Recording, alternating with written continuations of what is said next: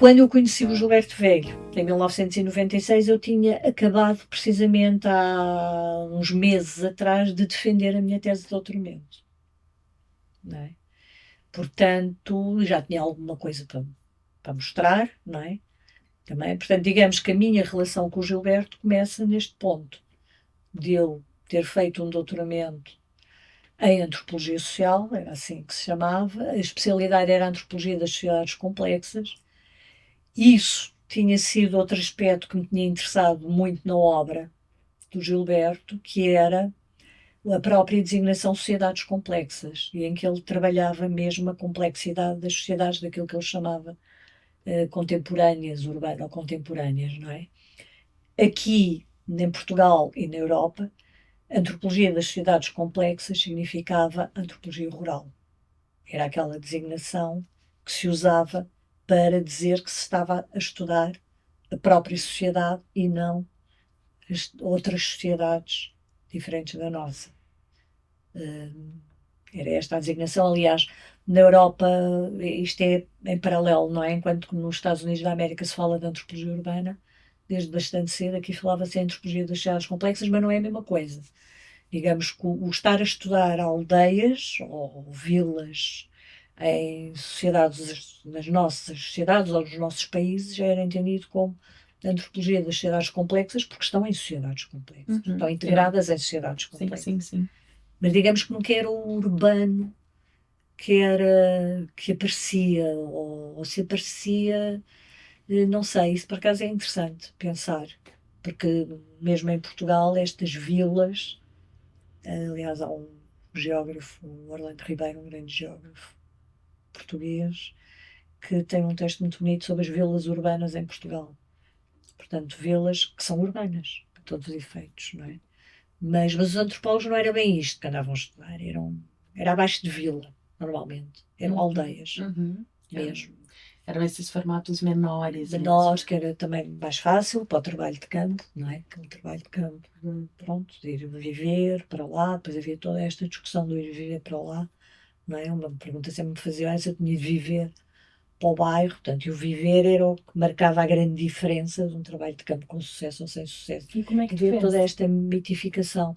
Não, eu tentei viver lá, que só poderia ser num quarto porque não havia casas, e percebi, e ainda fiz um contrato oral com alguém para alugar um quarto, e no momento de ir viver para esse quarto percebi que, do ponto de vista da minha relação com a comunidade, era um disparate total, porque me ia fechar imensas portas, eu ia ficar refém daquela família.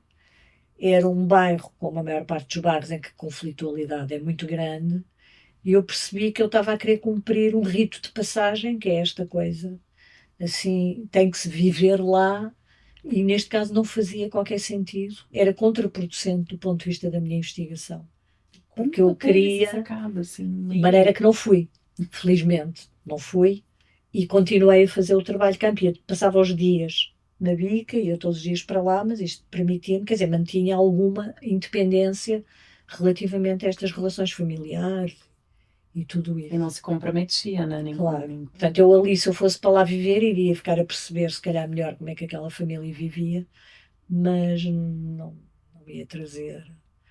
Ia ser uma outra experiência. Não era o que eu queria fazer, porque eu queria ter vários pontos de vista, várias vozes, queria, quer dizer, manter ali uma boa relação com toda a gente. Quando tu fala de vários pontos de vista e várias vozes, também me vem um pouco do olhar do trabalho do Gilberto, e a partir de também um cenário de muitas referências da própria sociologia.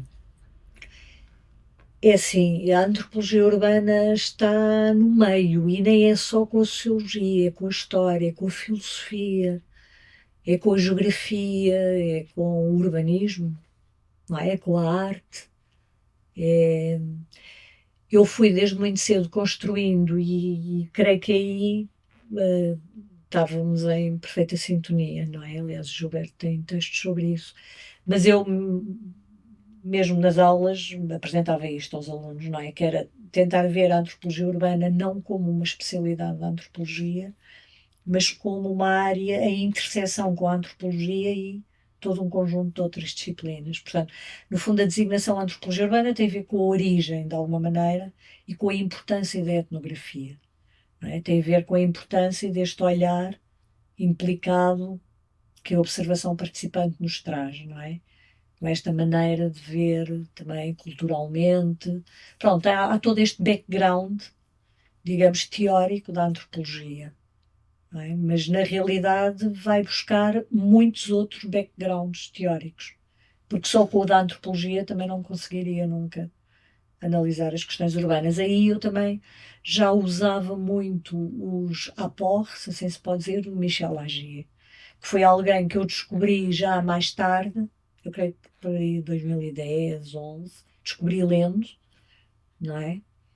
E que foi uma relação muito importante do ponto de vista teórico. Ou seja, é um autor fundamental também nesta minha história que estou a fazer aqui para ti. E descobri já relativamente, já depois do meu doutoramento, não, eu descobri, acho que ainda nos anos 90, talvez. Já depois do doutoramento, seguramente, mas talvez ainda nos anos 90, não sei, mas fui lendo e sim, muito antes de 2010, sim, sim. Porque em 2002, 2003 começámos a preparar juntamente com, portanto, o João Pujadas, eu, o Luís Batista, na Nova, e o António Firmino da Costa aqui no ISCTE, que sempre apoiou, preparámos um projeto de um doutoramento em antropologia urbana. Na Catalunha eles já tinham esse doutoramento em antropologia urbana, mas no fundo foi internacionalizar. Inicialmente a ideia era fazer também com o Rio de Janeiro, com o Gilberto, e ainda fizemos umas reuniões preparatórias, mas percebemos que era muito complicado. Era muito complicado porque era complicado estar a fazer em termos institucionais e era uma grande aventura. E então pensámos, no primeiro momento, começamos só com Portugal e Espanha, faz um doutoramento internacional com estes dois países, e num segundo momento tenta-se integrar também, por um lado era o Brasil e por outro lado também alguns países da América Latina com quem o João Pujadas tinha bastantes relações, o Equador, o México, o Ciesas, que são muito fortes em antropologia, e fazer assim uma coisa, pronto, em 4 pontos. Isto tudo antes de uma coisa que nós tivemos cá chamada a reforma de Bolonha, que foi o que uniformizou um pouco os cursos na Europa, não é? Estas formações. Então, este doutoramento foi montado, funcionou durante 2 anos, 2 ciclos. Foi o doutoramento que a Rita Cachado fez, a Lígia Ferro, que é a atual presidente da Associação Europeia de Sociologia, fez, o Otávio Raposo, enfim, houve aqui um grupo de pessoas, a Inês Pereira, que fizeram este doutoramento. Mas depois, com a reforma de Bolonha, acabou o doutoramento, porque a política de pós-graduações em antropologia, nomeadamente em Espanha, foi totalmente diferente do que aconteceu em Portugal e já não foi possível. E aí se formatou de outra forma. Já não foi possível, porque basicamente eles tinham criado cursos de doutoramento, já tinham muitos, e nós em Portugal tínhamos criado mestrados e não tínhamos cursos de doutoramento. Com Bolonha, eles desativaram alguns doutoramentos e criaram mestrados, e nós criámos os doutoramentos. Enfim, isto foi uma confusão. O que aconteceu em Tarragona foi que o doutoramento de antropologia urbana passou para mestrado, e para em mestrado havia muitas aulas e já não era possível manter a circulação de alunos e professores que nós tínhamos conseguido com o doutoramento. Durante os 2 ciclos foi muitíssimo interessante, porque era um programa muito flexível. Cada curso funcionava intensivamente durante uma semana, portanto eram 20 horas, tudo numa semana, e permitia virem cá estudantes de Tarragona, estavam cá uma semana a fazer o curso, e o contrário. E criou-se também uma reciprocidade, também não estamos longe, não é? Tarragona e Lisboa. E depois, em simultâneo, funcionavam 2 cursos obrigatórios, cá e lá. Tudo o resto eram optativas. Nós oferecíamos, vamos imaginar, 6 optativas, eles 6, os alunos podiam escolher 12. Tinham que fazer, imagina, 3 ou 4. E escolhiam. Foi muitíssimo interessante e foi neste contexto, foi em 2004, que abriu o primeiro ano, foi neste contexto que eu convidei o Michel Agês a o conhecer, mandei-lhe um e-mail para vir dar uma cadeira optativa, que ele veio dar, chamada Cidades Incertas. E foi muitíssimo interessante. Veio nos 2 ciclos, ele veio. Foi aí que eu conheci o Michel Agier e, e pronto. E eu conto isto também porque depois há toda uma relação. O Michel Agier era a primeira vez, creio eu, que estava em Portugal, em Lisboa. A primeira vez que estava em Lisboa. Falava um português do Brasil perfeito. A sua relação com a língua portuguesa era Brasil, não é? Portanto, veio cá e pronto. E depois, anos mais tarde, quando eu também fui desenvolvendo relações a seguir a todo o período com o Gilberto Velho, de mais relações e Rio de Janeiro, e isso, há um período em que começa a desenvolver relações de colaboração e fizemos e continuamos a fazer coisas em conjunto com o Heitor Frugali Júnior da Universidade de São Paulo, não é? E é depois, neste contexto já de colaborar com o Heitor, que nos lembramos de traduzir aquele livro do Michel Agier e editá-lo no Brasil, que evidentemente havia muito mais público do que aqui. E aí ofereço-me para traduzir, porque o primeiro livro que eu li dele, que era L'Invention de la Ville, de Michel Agier, e que ele depois foi publicando, enfim, partes desse livro noutros livros e com nomes parecidos. E pronto, alguns textos, outros novos, e fazendo novas publicações, mas a ideia inicial foi traduzir esse livro.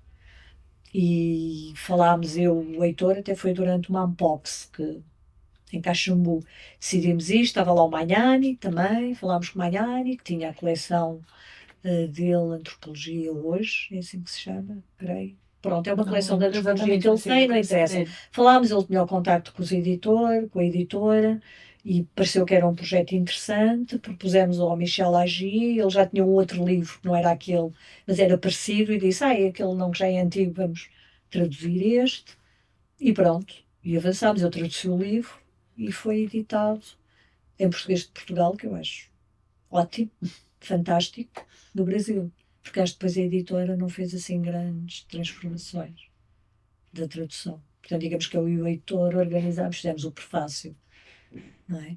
E organizámos isso.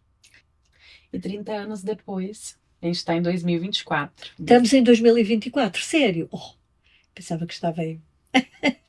E Tentado a agora? falar lá atrás. E agora, depois desses Eu 30 entretanto, anos? sim, a partir de depois. De 1994, que é a primeira vinda do Gilberto. Depois, ele veio em 94 e eu aí, eu conheci-o, eu vi-o à distância, eu assisti à palestra, à conferência que ele deu, ele era keynote speaker, como se diz agora, era conferencista convidado do Congresso Luso-Afro-Brasileiro, não é? Aquele que a Cristiana, o Celso mostrou a carta de convite da Cristiana de Gilberto.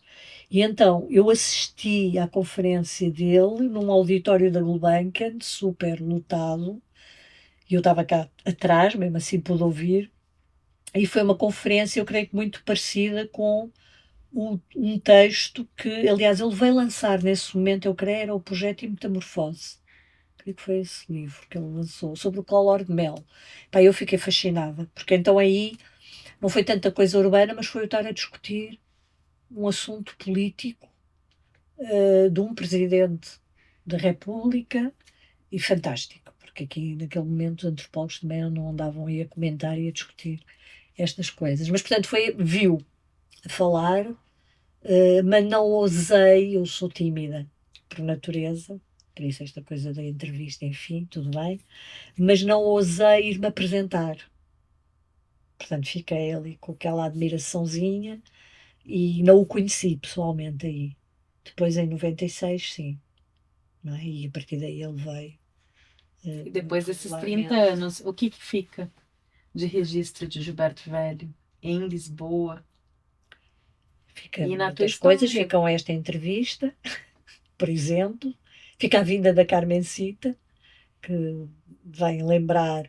E isto eu julgo que ficam muitas coisas e fica, sobretudo, não deixar não deixar, não nos podemos esquecer, nem podemos relegar para um passado, não é? Estas produções, mas e ficam todas as relações criadas, no meu caso fica todo, no meu caso fica o Brasil, a relação que eu tenho neste momento com o Brasil. Isto foi algo que foi criado pelo Gilberto. Foi, enfim, foi criado, não quer dizer que sem o Gilberto isto não pudesse ter acontecido, mas na realidade foi com o Gilberto que aconteceu. Portanto, o Gilberto foi a primeira pessoa que me convidou a ir ao Brasil, ou seja, o Gilberto, a primeira vez que eu fui ao Brasil foi por convite do Gilberto, para participar numa reunião da ABA, em Vitória. E a partir daí eu própria fui criando relações, portanto, nessa reunião da ABA eu falei num painel, foi com o Gilberto, com o Ruben Olivan, a Eunice Duran não apareceu, era para aparecer, mas acho que teve um problema de saúde, não apareceu. E quem estava mais? Estava mais alguém assim conhecido no Brasil. E então era um auditório super cheio, e no final desse painel em que todos falámos, houve duas jovens que vieram ter comigo e convidaram para ir como professora visitante, se eu aceitaria ir como professora visitante um mês para Natal, Rio Grande do Norte. Foi quem me convidou foi a Luciana Chanca e a colega dela, francesa, meu Deus, agora não me lembro do nome, que também me convidou. Elas estavam a criar as duas, a começar a criar, estavam a criar um mestrado de antropologia e estavam a criar o departamento de antropologia da Universidade Federal do Rio Grande do Norte. De maneira que, passado 2 ou 3 anos, em 2000, creio eu, 2001, eu fui, portanto, quando eu fui a Vitória foi em 98, e em 2001 eu estava a ir para Natal, fazendo escala pelo Rio de Janeiro, dando uma aula no Museu Nacional, portanto, sempre que ia ao Brasil havia normalmente, se fosse possível, alguma atividade no Rio de Janeiro com o Gilberto. E, por exemplo, esta ida foi, eu creio que foi o Gilberto que conseguiu desbloquear a Bolsa CAPES, porque elas lá em Natal aquilo estava muito complicado. E eu estava há uma semana de ir e ainda nem tinha viagem, nem tinha confirmação de bolsa, não tinha nada. E eu dizia à Luciana: não, eu não vou avançar com a viagem. Pronto. E aí o Gilberto disse: então, Graça, quando vem e tal, isto tudo por e-mail. Não é? Eu acho que o Gilberto desbloqueou alguma coisa. Ele nunca disse, mas eu creio que sim.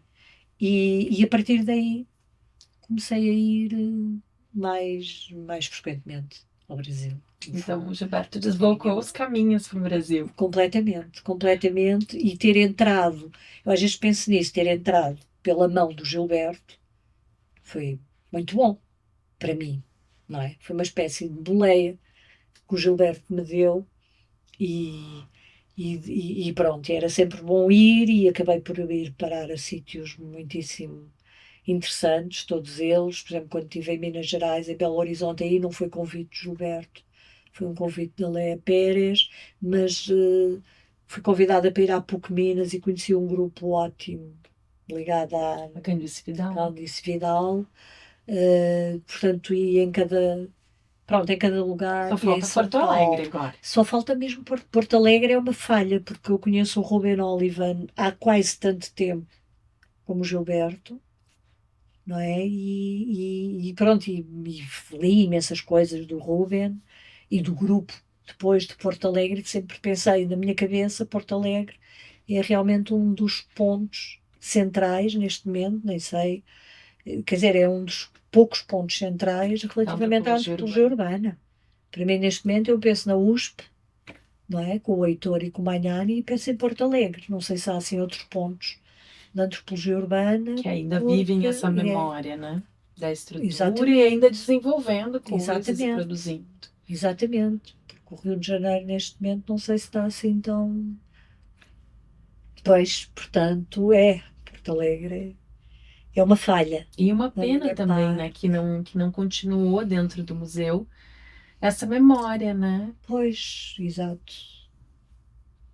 Dentro do museu não, no IFIX ainda continua um pouco, não é? Com a Julia O'Donnell, Karina Kushner, a Alessandra Barreto, quando foi para para a Fluminense, para a Universidade Fluminense e com a Renata Sá Menezes e isso eu penso que elas também têm de alguma maneira desenvolvido a antropologia urbana, mas eu penso que assim em termos de grande visibilidade, não sei, eu também não conheço, posso estar a ser muito injusta.